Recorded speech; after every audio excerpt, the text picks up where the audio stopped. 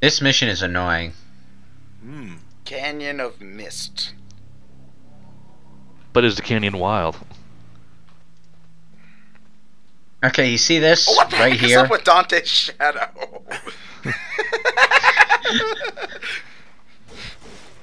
Yeah, the shadow's kinda not that great in this game. At the very least, they did make them like real shadows instead of, you know, just random circles. Circle. Black circles. Yeah. And even the enemies have real shadows too.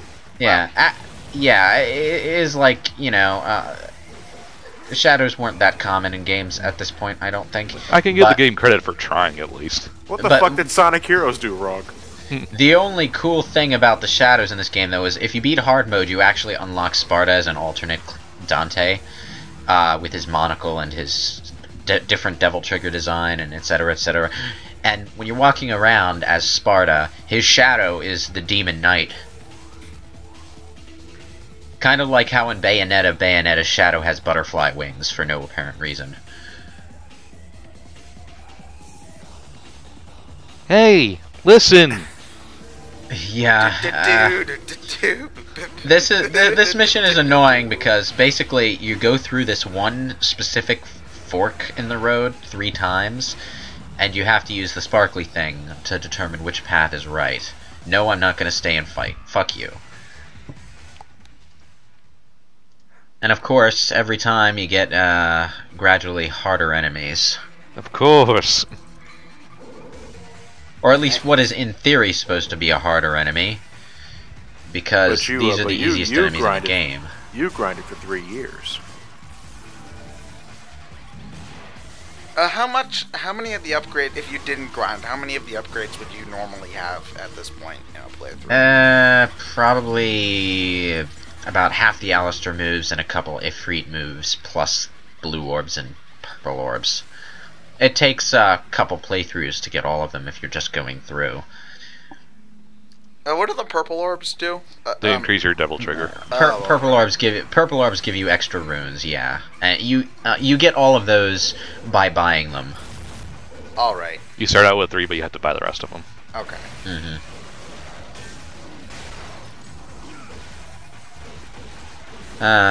The white orb you have to follow, is that... Oh, yeah, that's right. You have to kill the enemies to make it appear, or is it... They take it away or something like that? It always gets sucked into the nearest enemy. Oh, okay. It's very annoying. So you have to kill the enemies to free the thing. Yeah. And then you have to keep an eye on it when it's fluttering off, because look, it's going off screen now. Come back, you ungrateful bastard! They told us to listen. I should have listened. I should have listened.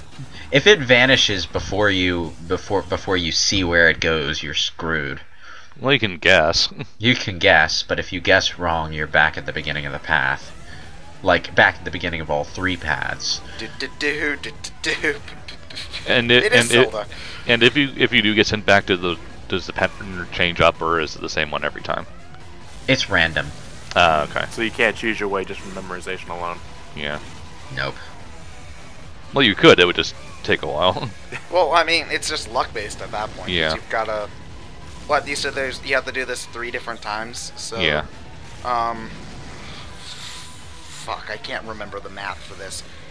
50, 25. You're in There's college? a 1/8 chance that you'll get it right just by guessing on your first try. Yeah. I haven't done math in a while. Oh, holy water. Holy water, yeah. That item basically sends out a shockwave that damages all surrounding demons. So it is Castlevania's. If you want to cheese your way through boss fights, that's a good way to go. Hi there. Hydro Storm. Sounds like a hydro storm to me. Yeah. Pretty Only much. in Rondo of Blood the game doesn't penalize you for cheesing your way past boss fights with it.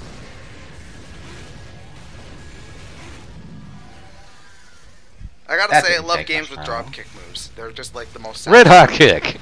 They're just the most satisfying things to do ever. Yep. Especially when the game lets you bounce up and then do another one, and you can just infinitely. Red Hot Kick. Yeah, that's exactly what it is. All right. We're about to play another secret mission, by the way. Do you know how to get into that secret mission? Go back the way you came. Yes. When this mission starts, Called it. when this mission starts, turn your ass around and walk right back through that door. Oh, is the name of the mission the Forgotten Car Keys? No. Did you leave the oven on? Did you leave the oven on? The missions in Devil May Cry 1 are really gimmick based. Wait, in this case, hold on, Wandering Ghost. Isn't that the name of the Coliseum track from? In this case, I really shouldn't have managed that as quickly as I did. But what you're supposed to do is use the enemy step ability, which lets you basically endlessly jump off of enemies' heads until you land on the ground. I had air hike though, so I was able to double jump up and save myself a lot of jumping. This is the one with the blue orb all the way up yonder? Yes.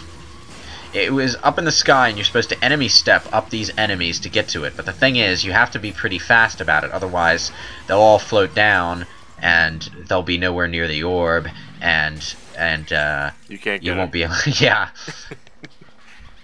So basically, you'll be walking in and out of this door over and over again, trying to complete the mission. Another one I was afraid I'd have to restart, but god damn it, the scythe enemy. This guy is annoying for one reason. Because instead of locking you in a cage, he spawns these black circles on the ground around you, and whenever you push the jump button while you're standing on one, it rockets you into the air uncontrollably. In any other game, that would be an upgrade. You can take advantage of it if you're good, but with the fixed camera, it's kind of hard to do that. Well, it would have been a shortcut to whatever this thing is, but oh, it's an item. The Devil Star. It refills that double trigger. Yeah. Actually really handy, but...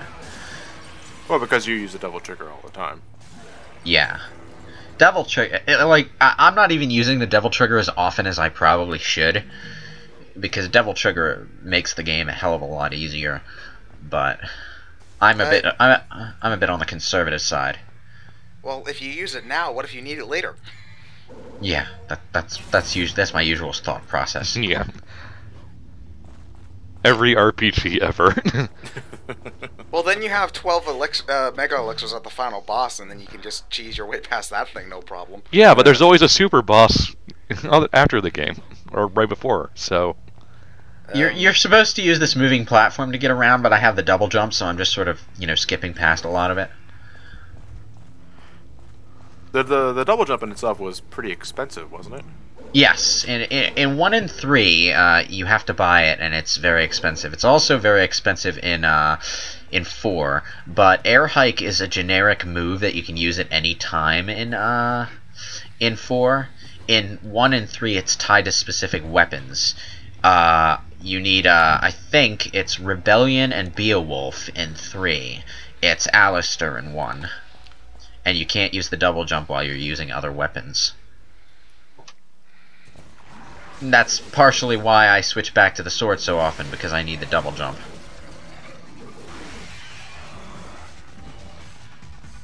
And that's another one of the moves I bought for Alistair, the flying corkscrew move, which does a lot of damage. Looks like it does. Yeah. It's just ridiculously hard to control. Was it just like in a straight line and you can't veer left or right?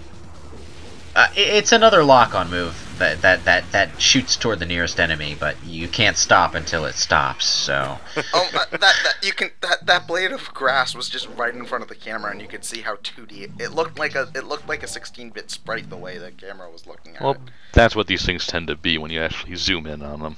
Yeah, it is early PS2 graphics, and it wasn't made for HD screens. This came out 2001, was it? Yes. 1, 2. So if it wasn't a launch title, it was pretty damn close. Launch year. No. Brain? PS2 came out in 2000. Just 99 in Japan, I think. I would like to call attention to the fact that we just picked up the Sign of Chastity, a taxidermic organ or something or other. I don't know. I think it's a frozen testicle. It looked like a brain to me. So obviously, what they're saying is that smart people don't get laid. Is what Devil May Cry is trying to tell us. Wow, this game's deep. Sure, you're just not suffering from nice guy syndrome, Ted. No, I don't complain about the friend zone enough to suffer from nice guy syndrome. The PlayStation 2 came out in March 4th, 2000 in Japan. Okay, and we so got it in October. close. Wait, it released in March? March in Japan. Yeah, That's Japan. the weirdest month to release a console I've ever heard of. Yeah, we got it in October of 2000. Like, October is a little bit early, because, you know, normally these things release in, like, November, but at least it's somewhat close to the Yeah, holiday but this rush. was the PS2. They knew they were going to sell a bajillion copies. Cheap DVD player. Well, did they know that it was going to be that big of a success Yeah, well, yes. before the thing came out? Yes. Yes. Everyone knew DVDs were the next big thing. It was just a matter of time until it was cheap enough. The PS2 was by far the cheapest DVD player at the time. Yes. Well, how much did it cost back then? Like $2.99. When it was first, $2.99, I think. let me look at the price. Because, like, I know nowadays you can get a PS2 for like $20. 20? But Good lord, that's expensive. Oh. Crap, the doors are sealed. Lightning is sparking around us, and... Oh, look. It's him again. Hi, Virgil. You were cooler when you used a katana. Why? Because katanas are cool. Why? I think the concept art I of don't know, Virgil's- watch Kill Bill. I think the concept art of Virgil's basic design with the slicked back hair and the katana actually existed at this point in time, during when Devil May Cry 1 was made. The katana itself is one of the weapons that Sparta uses when you unlock him as an alternate character, although it functions exactly the same as the other swords, so there's really no point to it other than flavor. The original PS2's price was $299 US. Yeah, and in 2000, having a DVD player that cheap was a big Sexy. deal. Very And it played games too, so. Yes. And it was backwards compatible. So the PS2, even right when it came out, it had a lot going for it. Poor It's- Dreamcast. Yeah, the Never stood Dreamcast never stood a chance. It never stood a chance. Didn't the Dreamcast have like pirating issues too, where you didn't ever really need to? Oh, pirate it was anything very on that? easy. That was because it just used CD-ROMs for its discs. Yeah. You could just By the way- no one had DVD-ROMs back then on their computers, so it was very easy just to buy a bunch of blank CDs, put it in your Dreamcast downloaded ROM, and then put it on. You know how I cheesed past the last couple bosses by spam firing air raid? You can't Yep. do that to Nilo Angelo. He just blocks it. Hey, he's tired of your shit. You're going to fight me legitimately, and you're gonna like it. Pretty much. Nilo Angelo forces you to get up close and personal. Oh, he blocks too. Yeah. I'm allowed to block. If you have good timing, you can hit his sword with your sword and actually stun him. And that's how you get a lot of combos in on him. Stun him. And we never saw him again, except for when we had like 4 more boss fights with him. Or is it just one? How many was that? 2? 2? We'll see each other again. Actually 4 more boss fights is how many we have. We have 1 more boss fight in this game, and then we have 3 in Devil May Cry 3. Totally intentional. I completely knew that. Did not pull that out of my ass at all. So, we got a key item so that we could unlock a key item, take that key item up to the room right above where we unlocked it from, and put it in another lock. Wow. Also, what I'm trying to do is jump down so I can...